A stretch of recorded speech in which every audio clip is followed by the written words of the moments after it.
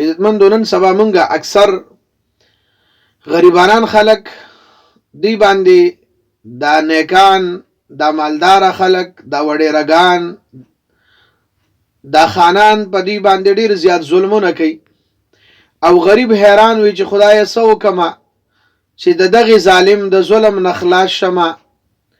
نو دغه غریبانان چې څومره ظالمان په دی باندې ظلم کوي، غریبانان ورونه دي د الله رب العالمین د غنم مبارک القوی د دې وظیفه هغه شروع کی.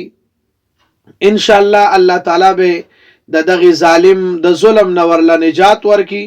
خو طریقه د وظیفه به داوی چې یا قویو دا به مستقل خپل وظیفه وګرځي، کناس وی کملاس وی کولاړ وی کروان وی په هر وخت کې دا نوم مبارک ګرځي.